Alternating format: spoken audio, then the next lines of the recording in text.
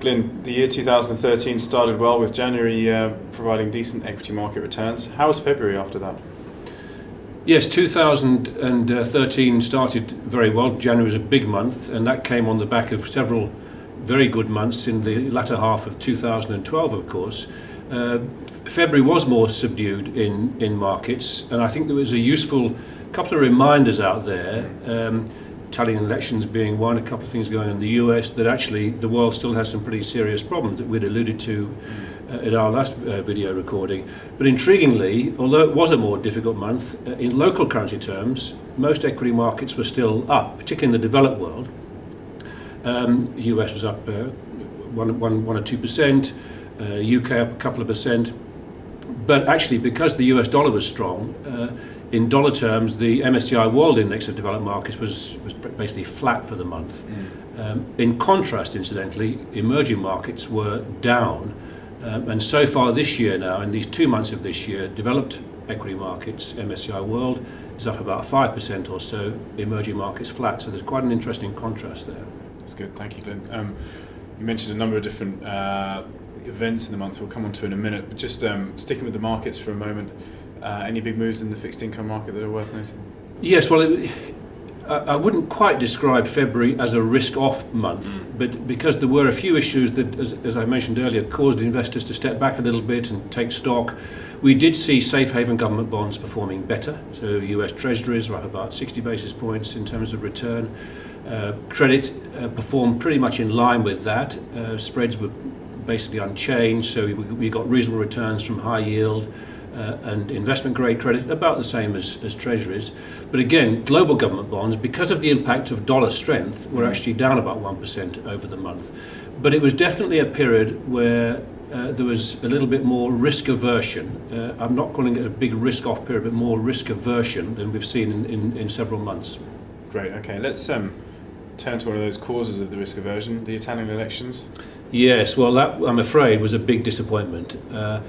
I think a lot of us had hoped that the Italians would be sensible in terms of reappointing a government that would continue with its austerity programme that's clearly been backed by the EU. In the event, some people describe Italy as ungovernable, of course, but in the event, we've got the worst possible outcome for markets. The lower house is now controlled by the centre-left. The Senate, the upper house, there is no party in overall control.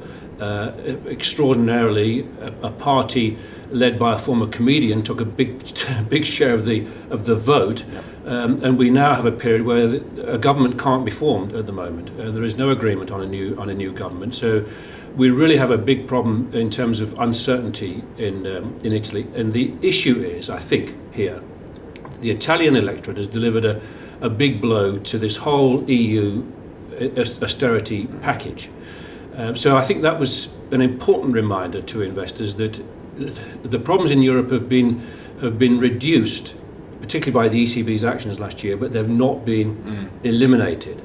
But one final thing I would say on this, and we do have a period of uncertainty coming up as a result of those elections, one thing I would say is that on the day of the elections, when it was clear that we were going to get this worst possible outcome, we saw a big spike up in Italian bond yields. There was no real follow-through into the rest of peripheral Europe, and within a day or two the whole thing had sort of settled down a bit. And I think that's a very important point to note, that yes, there's been a problem in Italy, but a year ago that really could have been extremely destabilising for markets. Now we know the ECB is there as a backstop, and the rest of peripheral Europe actually was not hit by this at all. So I'm hoping that over the course of the next few weeks the Italians will be able to form a government without a new election. I think that's the most likely thing.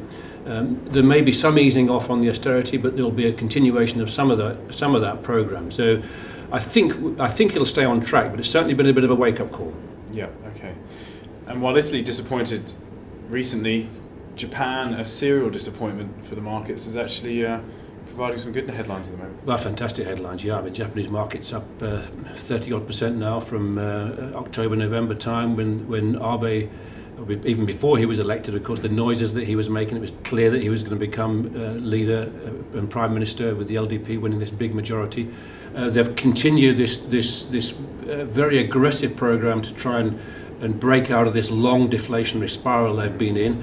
And I think the important news this month is that Abe has now nominated Mr. Kuroda as the next governor of the Bank of Japan. That's got to be approved yet through various government committees, but it looks pretty likely he'll get in. And he is the most dovish of the candidates that were being considered. So I think we can be very confident that this really aggressive monetary easing that they're going to enter into is going to continue for quite a long time. Unlimited asset purchases, and we know a higher inflation target of 2%. So what has it done? Pushed the value of the yen down. The yen went down a little bit this month. The big falls were in the earlier months. It's fallen about 18% or so in 3 months.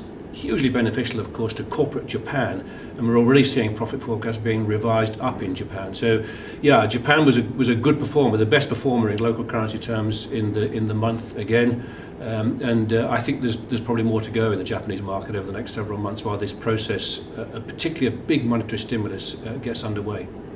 Another currency that fell, of course, was sterling after the downgrade happened. Yes. Is that news or is that obvious, really? Well, what you're referring to, of course, is the Moody's downgrade of government debt from a AAA status. The UK has lost its AAA status from Moody's, first time in whatever it is, 30 or 40 years. It was not a surprise to the markets. The downgrade came, we'd been warned about it. It came because of the weak growth in the UK and the difficulty, therefore, in paying down debt. It was really discounted in markets. There was not really even a wobble in markets. Sterling had been weak prior to that. It was certainly weak in the month, but most of that had occurred prior to then. It's down actually 4.5% against the dollar in the month, down about 7% so far this year. Funnily enough, of course, that's actually quite positive for the UK economy. But it's certainly raised a few alarm bells about where the UK is going. We're struggling with growth here, we know that. The government has reaffirmed its commitment to the austerity programme, but in a sense the UK is between a rock and a hard place. If it gives up on that, then it's going to have a problem with its debt levels, certainly have a problem with the ratings agencies and the further downgrading of debt if it does that. But of course it means a long period of pretty sluggish growth. And in many ways the UK is a very good barometer for the rest of the world. It's what the developed world is having to face generally. Elsewhere in the developed world, data from the US, mixed but not too bad again. Yeah, not too bad. In fact, the data from the US has generally been quite positive. They revised up Q4 2012 GDP. The initial estimate was for a small decline in GDP. That's actually came out with a 0.1 increase. It's marginal, but it's nevertheless still a positive. The news on the housing market remains good. We've talked about that before. That's a very, very important component of the economy, of course, not because it's size necessarily, because it's the impact on bank balance sheets, on people's confidence and wealth. And in fact, the strength in the economy was giving rise to some of the people on the Fed committee that sets monetary policy talking about tapering off the quantitative easing program, the asset purchase programs. So the US economy is in not bad shape. That tapering off of QE, incidentally, Bernanke, at a testimony to the Senate Open Market Committee, he basically said that QE is effectively working, it's not causing inflationary problems. He actually supported it very robustly, so I think we can be very confident there is not going to be tapering of QE in the course of this year. These huge asset purchases are going to continue. But the US has just tripped a little bit, of course. Here we are, March the 1st. The sequester, the automatic spending cuts did take effect today. That means $85 billion of automatic spending cuts this year. That's about 0.5% of GDP. So it's a headwind to growth. We know about that. We've always built it into our forecast, and it looks as if the private sector will offset that. But it means the US will still be in a relatively subdued growth environment, still in better shape than most of the developed world. Okay. Thanks, Glyn. Moving on to looking forwards, really. In the last couple of months, there's been a lot of talk about the Great Rotation and a return of animal spirits, if you like. We've sounded a more cautious note today. Do we expect further consolidation over the next coming? Yeah, I think it's likely we will see a bit more consolidation. We must bear in mind that since the middle of last year, particularly since Draghi's famous "we'll do whatever it takes" speech, markets are up 25% or so. Having said that, valuations are still pretty reasonable. So I think there's room for some consolidation here, and I think we will get that because of these little uncertainties that have crept in, little reminders that there are some difficulties out there. There's still issues about growth. We know we're in a low growth environment for some time to come. But underpinning this, you've got decent valuations, corporate sector in good shape, and I'll re-emphasise that because the corporate earnings season this time round has been good. We've had really good results coming out. So, I think we are in a bit of a consolidation phase. I don't think it's a big risk-off phase where we're going to get a big drop back in markets that we were seeing, let's say, in the second quarter of last year.